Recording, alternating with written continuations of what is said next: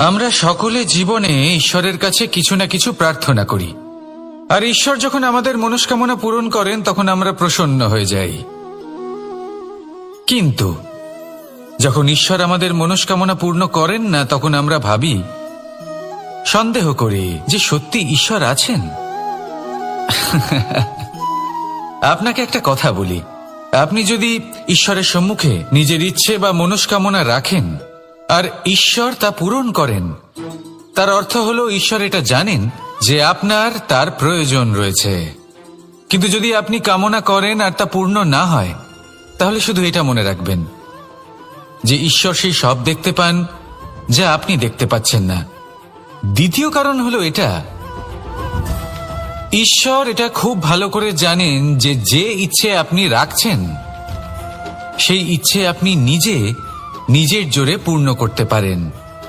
তাই যদি আপনার ইচ্ছে ঈশ্বর পূর্ণ করেন, তাকে ধন্যবাদ জানান, আর যদি উনি আপনার ইচ্ছে পূর্ণ না করেন, তাহলে আরো ধন্যবাদ জানান। কারণ হয় উনি আপনার মঙ্গল চাইছেন, বা উনি আপনাকে ততটাই যোগ্য বলে মনে করছেন যে আপনি নিজেই নিজের ইচ্ছে, নিজের স্বপ্ন পূরণ করতে পারবেন। নিজের কর্ম করতে থাকুন, জীবনের সামনে এগোতে থাকুন, আর আমার সাথে ভালোবেসে বলুন, রাধা রাধা। আম এবং নিম, এই দুই যে যার স্থানে অত্যন্ত বিশেষ, অত্যন্ত শ্রেষ্ঠ। আম আমাদের শক্তি বাড়ায়, আর অন্যদিকে নিম রোগের সাথে লড়াই করার আমাদের ক্ষমতা বাড়ায়। এবার আম অত্যন্ত মিষ্টি হয় আর নিম অত্যন্ত তিক্ত। তাই এই কারণে কি নিমের নিরাশ হওয়া উচিত বা নিজেকে ঘৃণা করা উচিত? তার স্বাদ তিক্ত? কখনোই নয়। দেখুন, নিম তিক্ত, এতে নিমের কোনো দোষ নেই। দোষ হলো জিহ্বার, যে মিষ্টি পছন্দ করে, তিক্ত পছন্দ করে না। কিন্তু যদি আপনি নিজের জীবনে নিমের প্রয়োগ না করেন, তাহলে আপনার রোগ প্রতিরোধ ক্ষমতা বাড়বেই না। তাই নিম হলো অত্যন্ত গুরুত্বপূর্ণ। এর থেকে আপনি কি শিক্ষা পেলেন? এটাই যে জীবনে কখনো অন্য কারোর মাপকাঠি দ্বারা নিজেকে পরখ করবেন না। আপনার যোগ্যতা, আপনার বিশেষত্ব, আপনার গুণ, অপগুণ, এই সব কিছু আপনি নিজে বুঝে নিন, সেটাই যথেষ্ট। আসুন আর আমার সাথে ভালোবেসে বলুন, রাধা রাধা। কোনো বাড়িতে, কোনো পরিবারে যখন কারোর জন্ম হয়, তখন তা কত সুখের মুহূর্ত হয়। সেই ছোট্ট সন্তান যখন কিছুটা বড় হয়, সে হাঁটার চেষ্টা করে, আর সেই প্রক্রিয়াতেও খুব বড় একটা শিক্ষা লুকিয়ে রয়েছে, ঠেলে দেওয়া। যখন আপনি হাঁটতে চান, সামনে এগোতে চান, তখন আপনি কি করেন? নিজের পায়ের তলার যে মাটি, তাকে আপনি পেছনে ঠেলে দেন। ব্যাস, এই একই জিনিস তো জীবনেও শিখতে হবে। এবার যদি আপনি জ্ঞানের পথে অগ্রসর হতে চান, তাহলে অজ্ঞানতাকে পেছনে সরিয়ে দিতে হবে। যদি আপনি প্রকাশের দিকে এগোতে চান, তাহলে অন্ধকারকে পেছনে সরিয়ে দিতে হবে। যদি আপনি ভবিষ্যতে সফল হতে চান, তাহলে অতীতের যে অসফলতাগুলিকে পেছনে সরিয়ে দিতে হবে। যে জল বইতে বইতে থেমে যায়, তাকে আমরা নালা বলে থাকি। তার থেকে দুর্গন্ধ বের হয়। কিন্তু যে জল বইতেই থাকে, তাকেই আমরা পবিত্র জল বলি। তাহলে আপনিও কর্ম করতে থাকুন, কখনো থামবেন না। আর আমার সাথে ভালোবেসে বলুন, রাধা রাধা। যোগাসন। যোগাসনে আসন অত্যন্ত গুরুত্বপূর্ণ। এবার আমি বলবো সবথেকে শ্রেষ্ঠ আসন কোনটি। আশ্বাস। নিজেকে আশ্বস্ত করতে থাকুন যে আমি আছি, সব ঠিক হবে, যা হচ্ছে ভালোর জন্য হচ্ছে। এই আশ্বাস আপনাকে জীবনে এমন ধন্যাত্মক বিশ্বাস দেবে যে আপনি বড় বড় সমস্যার সমাধান করতে পারবেন। এবার যদি কথা বলি সবথেকে কঠিন সময়ের, তাহলে সেটা হলো বিচ্ছেদের। যা মা সীতাকে সহ্য করতে হয়েছে শ্রী রামের জন্য, রাধা কৃষ্ণকেও সহ্য করতে হয়েছে। যে ব্যক্তি বিচ্ছেদের সময় সঠিক পথে চলে এসেছে সে জীবনে অনেক শ্রেষ্ঠ স্থানে অবশ্যই পৌঁছতে পারবে। এবার যদি কথা বলি সবথেকে জরুরি এবং গুরুত্বপূর্ণ সময়ের, তাহলে সেটা হলো সংযোগ। সকলকে সাহায্য করতে থাকুন। আপনি অন্যদের সাহায্য করে তাদের যত আনন্দ দিতে পারবেন ততটাই আনন্দ আপনারও জীবনে অবশ্যই আসবে। আসুন আর আমার সাথে ভালোবেসে বলুন, রাধা রাধা। কামবোধ, এটাই আপনার অন্তরের প্রথম শত্রু। বেশিরভাগ মানুষই কামবোধ বলতে লালসা বোঝেন, কিন্তু এটা সম্পূর্ণ সত্য নয়।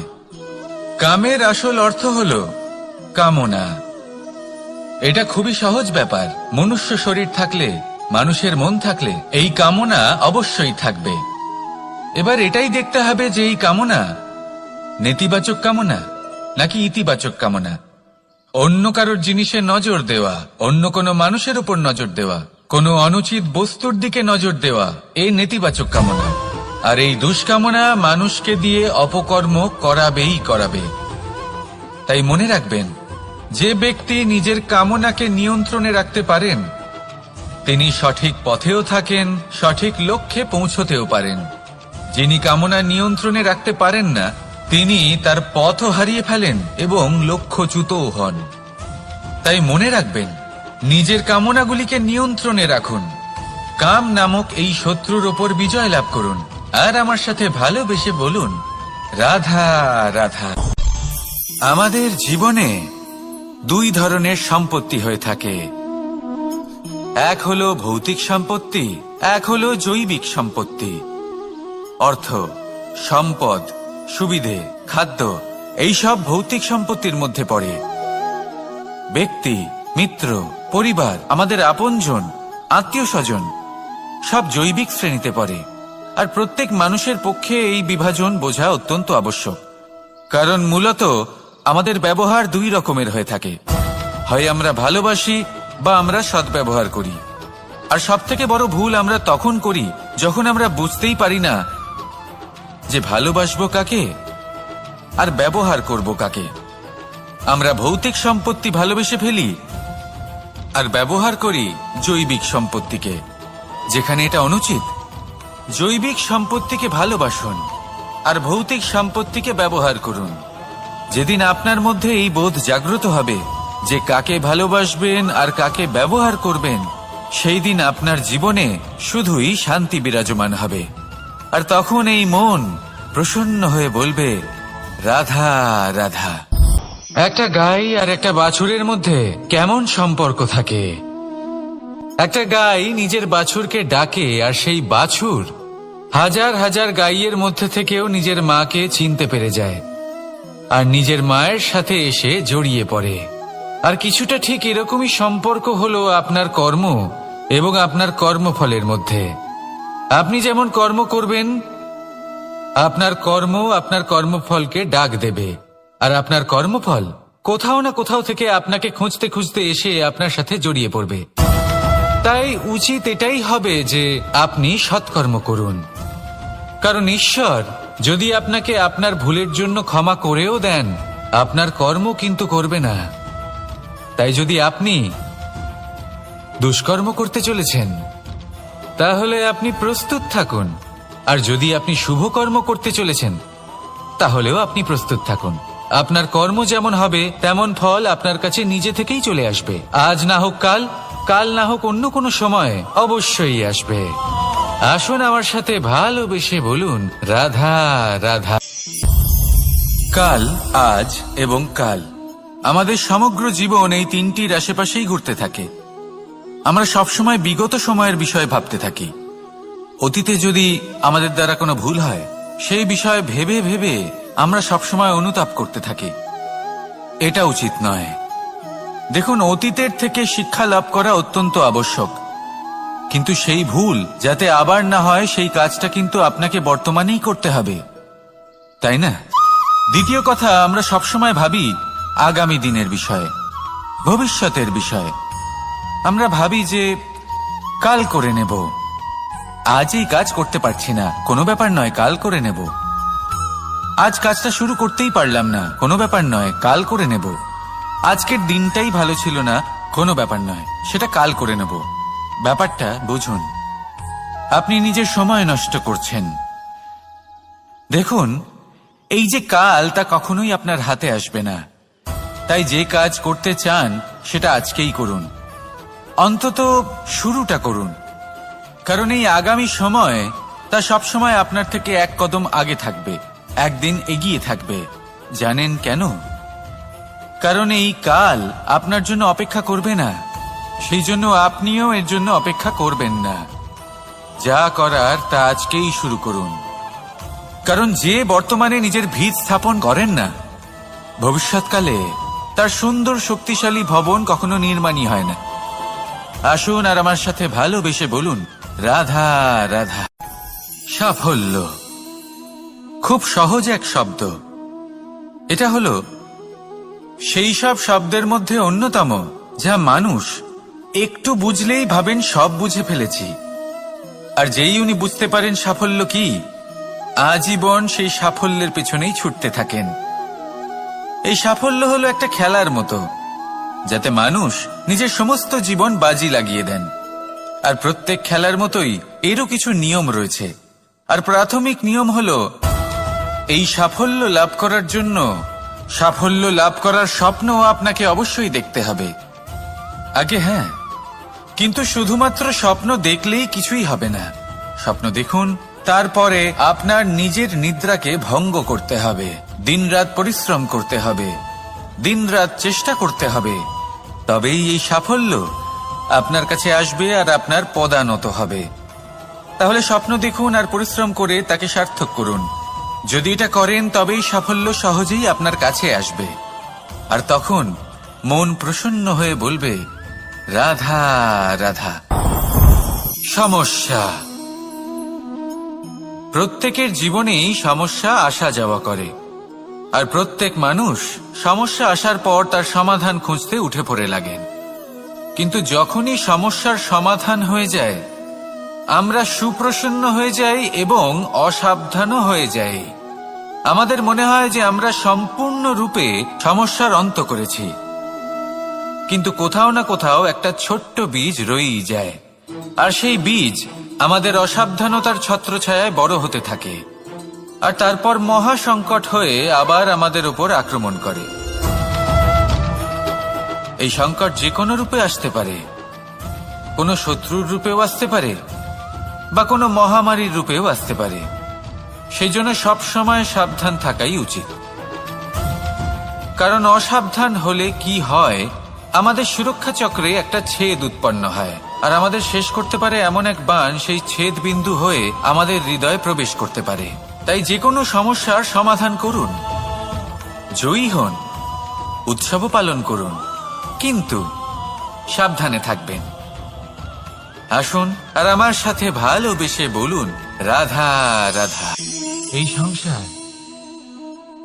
এই সংসারের অন্তের এর বিনাশের প্রারম্ভ কিভাবে হয়? কোনো যোগের মাধ্যমে, কোনো ভয়ানক অসুরের আগমনে, নাকি প্রকৃতির রাগের কারণে? না, এই সংসারের বিনাশের প্রারম্ভ হয় আমি থেকে। এই আমি, এই তুমি, এটা আমি করেছি, ওটা তুমি করেছো, এটা আমার, ওটা তোমার, আদি ইত্যাদি।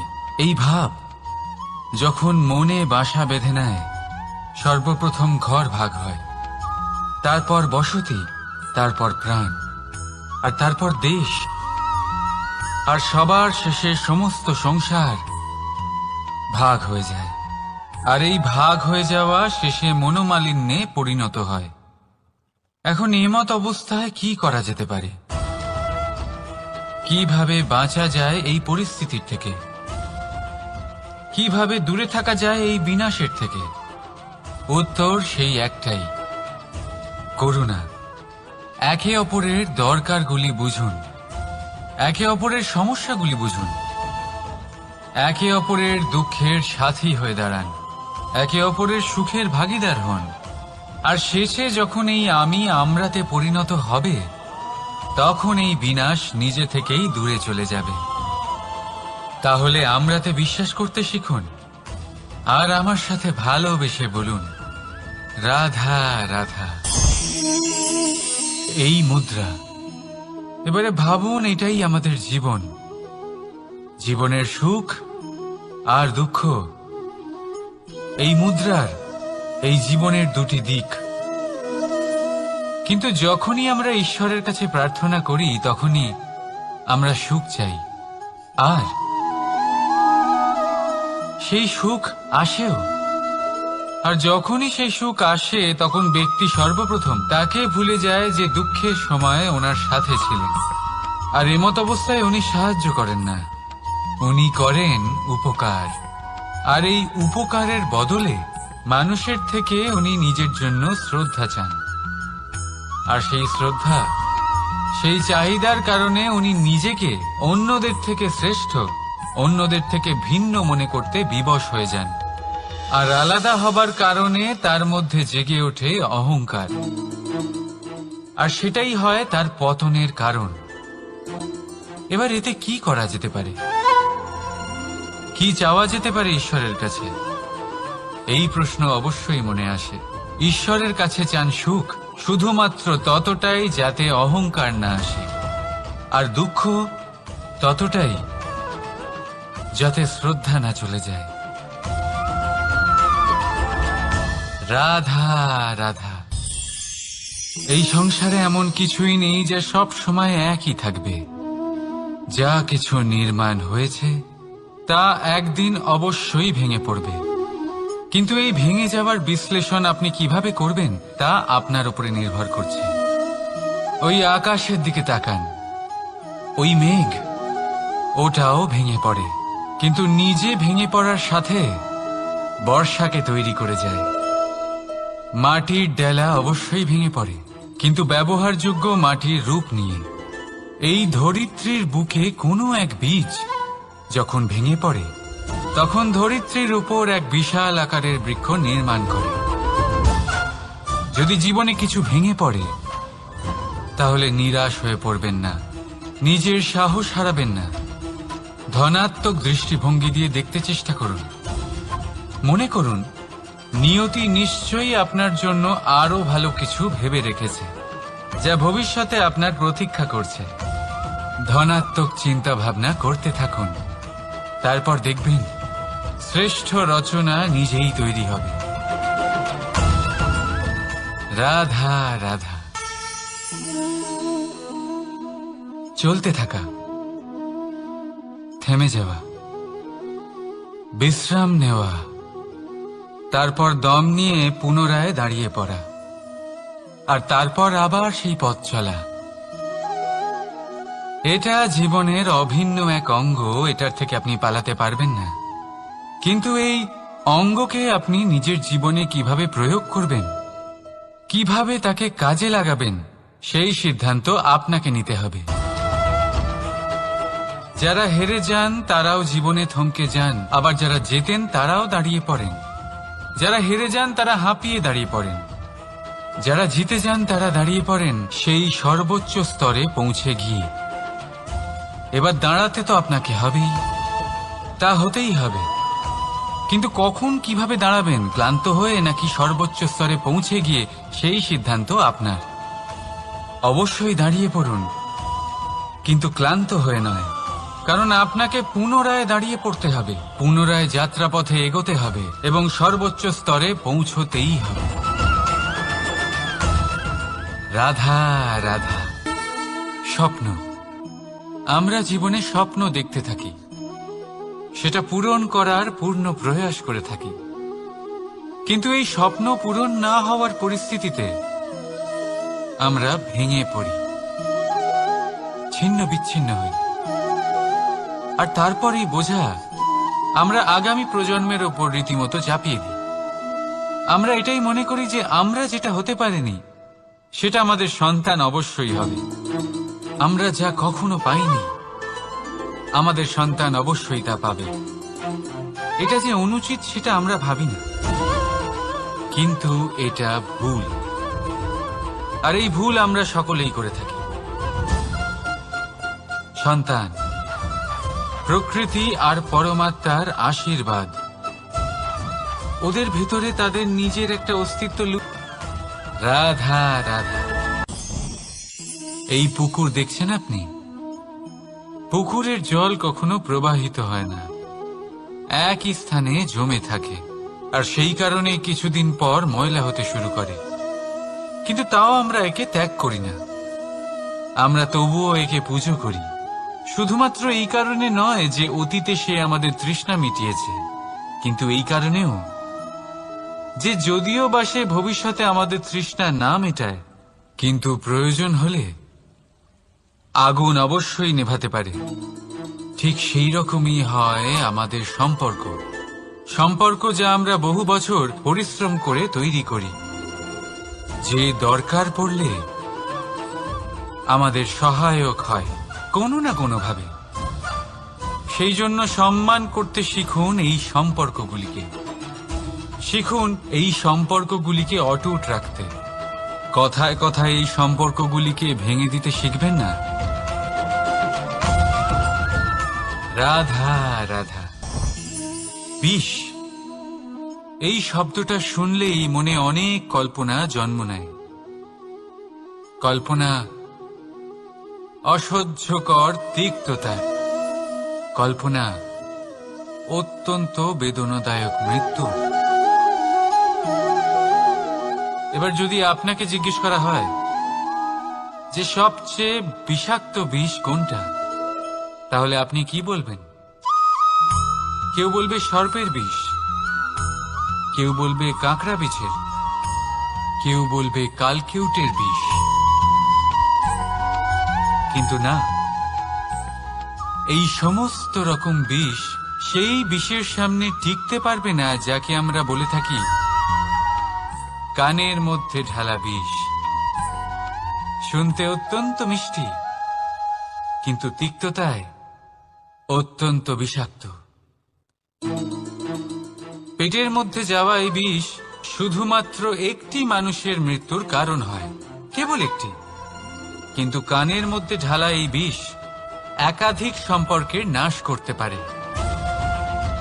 আর এটাতে সেই ব্যক্তির ভুল নেই যে আপনার কানে বিষ ভরেছে, আপনি তাকে দোষ দিতে পারেন না। এখানে দোষ আপনার নিজের, যে এই বিষকে আপনি নিজের উপরে প্রভাব ফেলতে দিয়েছেন, এই বিষকে সুযোগ দিয়েছেন আপনার ক্ষতি করতে। এটা আপনার ভুল। সেই জন্য কুমন্ত্রণায় কখনো কান দেবেন না। আপনার মনে ভালোবাসার দৃঢ়তা জাগিয়ে তুলুন আর নষ্ট করে দিন এই সংসারের সমস্ত বিষের প্রভাবকে। রাধা রাধা। জীবন, আমাদের এই জীবন, সুখ আর দুঃখ, এই দুইয়ের মিশ্রণ। এদের সংমিশ্রণই জীবনের ভারসাম্য বজায় রাখে। এখন এই সুখ, সুখ এমন এক বস্তু যাকে সবাই খুঁজে চলেছে। দুঃখ এমন এক অনুভূতি যা সবার কাছে আছে। আমাদের প্রত্যেকের জীবনে সুখ আর দুঃখ আসতে থাকবে আর যেতেও থাকবে, এটা অবশ্যই জীবনে থাকবে। কিন্তু সফলতা, এটা সবার জীবনে আসে না। কেন? কারণ এই সফলতা সুখ আর দুঃখের দ্বারা প্রাপ্ত হয় না। সফলতা প্রাপ্ত হয় নিজের উপরে বিশ্বাস করতে থাকলে। আকাশের ওই সূর্যকে দেখুন, সূর্যের বিশ্বাস আছে নিজের উপর যে সে সমস্ত জগৎকে আলোকিত করতে পারবে, নিজের প্রথম রশ্মি দিয়ে অন্ধকারকে দূর করতে পারবে। সূর্য এই বিশ্বাস নিয়েই আসে, আর কিছুক্ষণের মধ্যেই সমস্ত সংসার থেকে অন্ধকারকে বিনাশ করে ফেলে সে। তাহলে মনে রাখবেন, এই সুখের আভাস, এই দুঃখের অনুভূতি আসতেও থাকবে আর যেতেও থাকবে। শুধু নিজের উপরে বিশ্বাস রাখুন, তারপর দেখবেন এই সফলতা আপনার দাস হয়ে থাকবে। রাধা রাধা। চাঁদ কত শ্রেয়, শুভ্র, কত সুন্দর। কিন্তু যদি আপনি মনোযোগ সহকারে দেখেন তাহলে দেখবেন এই চাঁদেও দাগ আছে। আর এই দাগগুলি থাকার কারণে কি এই চাঁদের মাহাত্ম্য কখনো কমে যায়? কখনো নয়। এর কারণ হলো চাঁদের নিরন্তর চেষ্টা। একবার এই আকাশে দেখুন, এই অন্ধকার সবসময় চেষ্টা করে চাঁদকে ঢেকে দেওয়া, কিন্তু এই চাঁদ সবসময় এই অন্ধকারের সাথে লড়াই করতে থাকে। অমাবস্যা থেকে শুরু করে চাঁদের এই যাত্রা পূর্ণিমা অবধি পৌঁছেই যায়। আর তাই এই চাঁদের পুজো করা হয়, এই কারণে এই চাঁদকে মাহাত্ম্য দেওয়া হয়। এইভাবেই যদি আপনার মধ্যে কোনো দোষ থাকে, কোনো খারাপ কিছু থাকে, তাহলে সেটা কোনো বড় ব্যাপার নয়। চেষ্টা করুন সেটাকে শুধরে নেওয়ার, কিন্তু সেই কারণে নিজেকে খারাপ মনে করা এটা অনুচিত। নিজের ভুলগুলো, নিজের দোষগুলো, নিজের খারাপ দিকের কথা ভুলে আপনি এই সংসারের ভালোর দিকে প্রস্থান করেই দেখুন না। আপনি দেখবেন আপনার অন্তরের তেজ ঠিকরে বেরোচ্ছে। রাধা রাধা। এই পিঁপড়েদের দেখছেন আপনি? সবাই একই রকমের। এদের মধ্যে তফাৎ খুঁজে বার করা অসম্ভব। মনে হয় যেন ওদের আলাদা আলাদা অস্তিত্বই নেই। কিন্তু যদি আপনি মন দিয়ে দেখেন তাহলে দেখবেন প্রতিটা পিঁপড়ের আলাদা কাজ নির্ধারিত, তাদের আলাদা অস্তিত্ব আছে। কেউ বাড়ি বানানোর জন্য মাটি সংগ্রহ করতে পটু, কেউ ঢিপি বানাতে পটু, কেউ খাবার খোঁজায় পটু, আবার কেউ সেই খাবার আনায় পটু। ঠিক সেরকমই হয় মানুষেরা। মনে হতেই পারে সবাই একই রকম, কিন্তু প্রতিটা মানুষের ব্যক্তিত্ব, প্রতিটা মানুষের অস্তিত্ব ভিন্ন হয়। আর সত্যি কথা বলতে কি, প্রতিটা মানুষের ভিন্নতাই আমাদের প্রগতির দিকে নিয়ে যায়। ভাবুন, যদি আপনাকে কারোর সাথে হাত মিলিয়ে চলতে হয়, তাহলে আপনাকে আপনার সোজা হাত তার উল্টো হাতে ধরে এগোতে হবে। এটাই সৃষ্টিকর্তার সৃষ্টির নিয়ম। ভিন্নতা, এই ভিন্নতাকে আশীর্বাদ ভেবে চলুন, এতে কোনো খারাপ নেই। রাধা রাধা।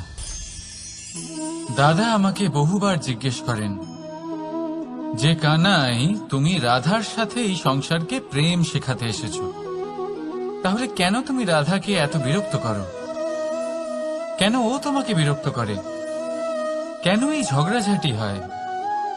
কেন এই টানাপোড়েন চলে? এবার এটার উত্তর আমি কিছুটা এইভাবে দিতে চাই। পিঁপড়ে সেই বাড়িতেই প্রবেশ করে যেখানে মধু উপস্থিত আছে। যদি আপনার বাড়িতে মধু থাকে, কোনো মিষ্টি জিনিস থাকে, মিষ্টত্ব থাকে, তাহলে পিঁপড়ে সেখানে অবশ্যই প্রবেশ করবে। ঠিক এইরকমই হয় আমাদের সম্পর্ক। এর মধ্যে ছোটখাটো ঝগড়াঝাটি, টানাপোড়েন, রাগ করা, মন ভাঙানো, এই সব তো চলতেই থাকে। বিশেষ করে সেই সম্পর্কগুলিতে যেখানে মিষ্টত্ব আছে। মনে রাখবেন, যেই সম্পর্কে কোনো খুনসুটি নেই, রাগ করা, মান ভাঙানো নেই, কোনো ছোটখাটো ঝগড়াঝাটি নেই, সেই সম্পর্ক শুধুমাত্র মস্তিষ্ক দিয়ে পালন করা হচ্ছে, মন থেকে নয়। তাই মন থেকে ভালোবাসতে শিখুন।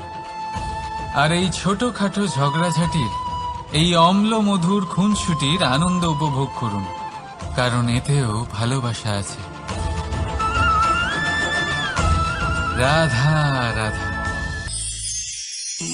এই পুস্তক বড়ই কাজের জিনিস।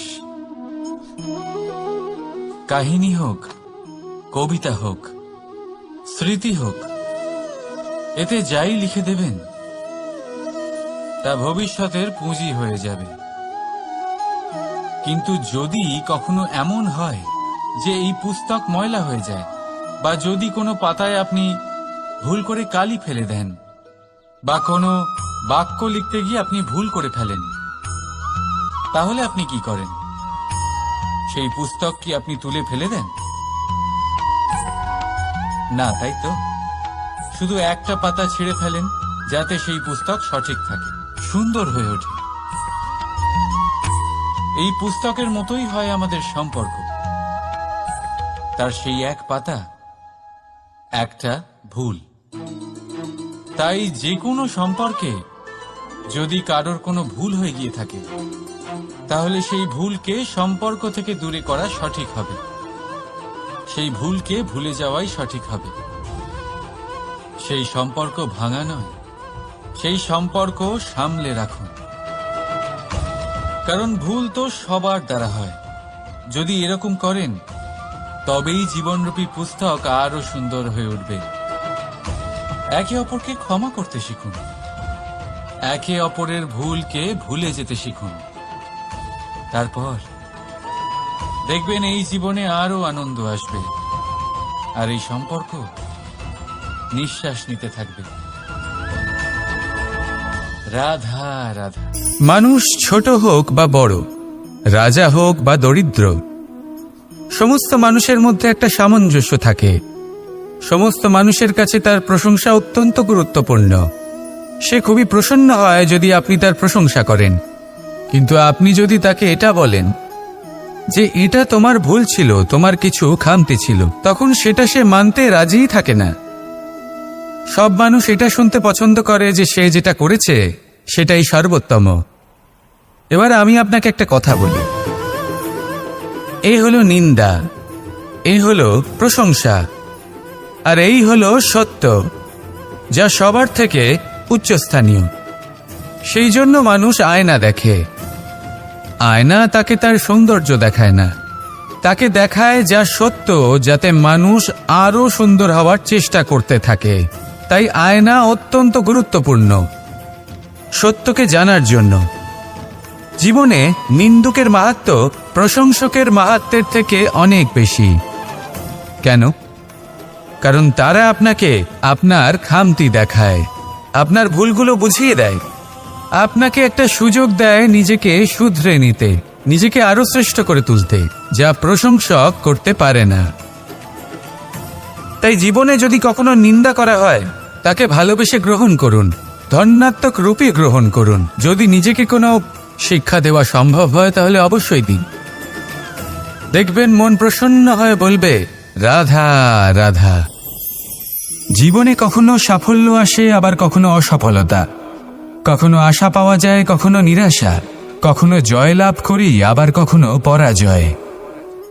এর পেছনের কারণটা জানা অত্যন্ত প্রয়োজনীয়। যদি আমি পরাজয়ের কথা বলি, যখনই আমরা পরাজয় লাভ করি আমরা ভাবতে থাকি যে এমন কেন হলো? আমাদের শত্রু কি বেশি শক্তিশালী ছিল, নাকি আমাদের নীতিতে কোনো খামতি ছিল? এই সমস্ত কারণের পেছনে খুব বড় একটা কারণ থাকে, আর সেই কারণ আমাদের অন্তরে সুপ্ত থাকে। ধরে নিন একটা পথ, তাতে আপনি চলছেন, সেই পথ কাঁটায় পরিপূর্ণ, কিন্তু আপনি পাদুকা পরে রয়েছেন আর আপনি হেঁটে সামনে এগিয়ে যান। এবার এমন একটা পথ এলো যা পুষ্পে ঢাকা, আর আপনি পাদুকা পরে রয়েছেন, কিন্তু আপনার পাদুকাতে একটা পাথর আটকে গেল। তখন দু পা হাঁটাও খুব কঠিন হয়ে পড়ে। এই সংসারের যে কোনো শক্তি আপনাকে পরাস্ত করার পূর্বে আপনি জানেন কে আপনাকে পরাস্ত করতে পারে?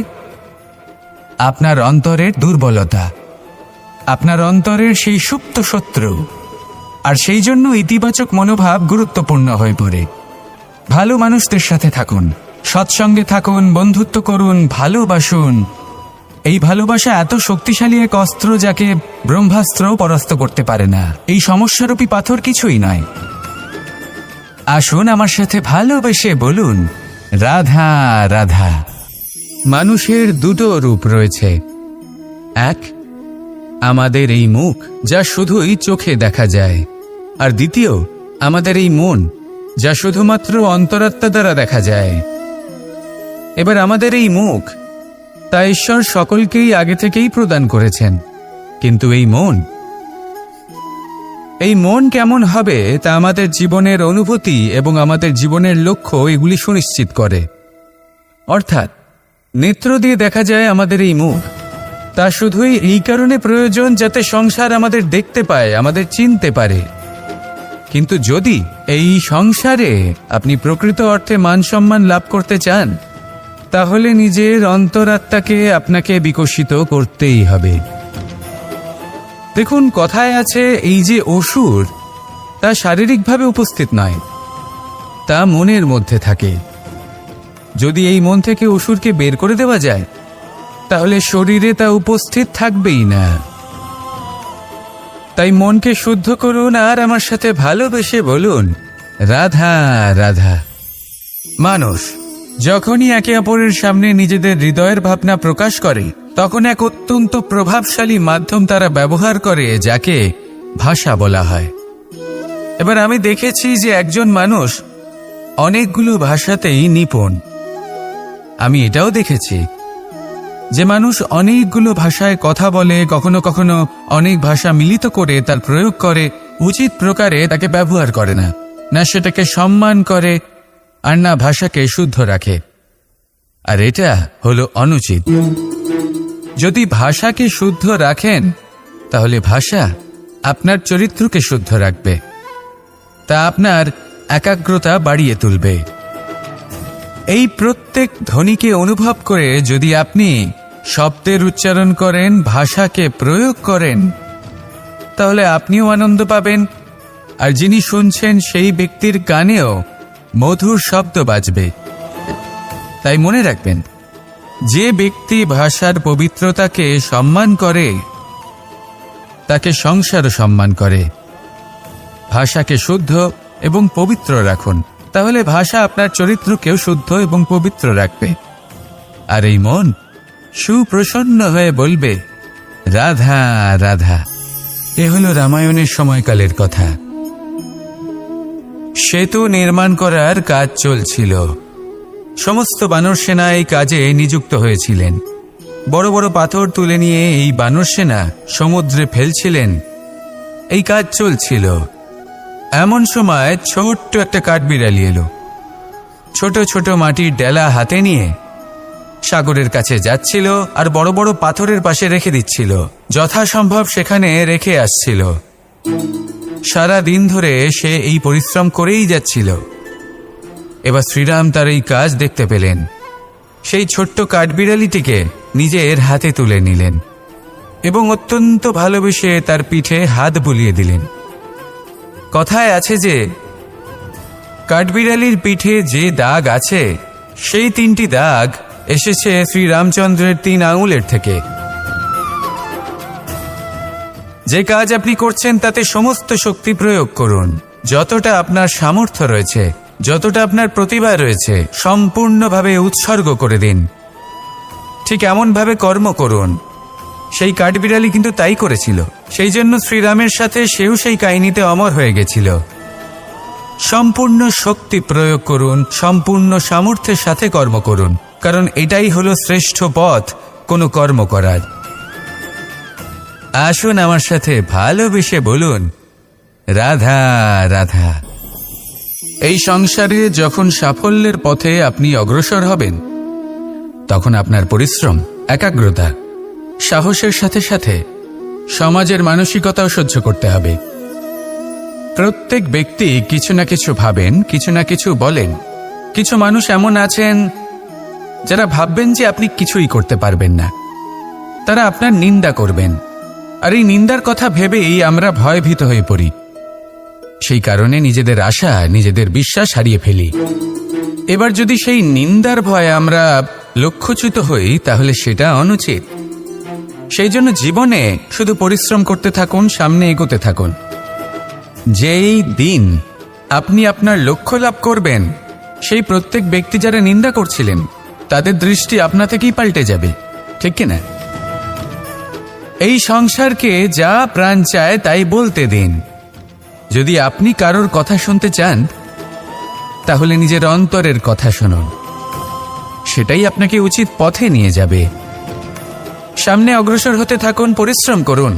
এমন একটা দিন আসবে যেদিন এই নিন্দুক ব্যক্তিরা আপনার লক্ষ্য প্রাপ্তির উদাহরণ সবাইকে দেবে। আসুন আমার সাথে ভালোবেসে বলুন, রাধা রাধা।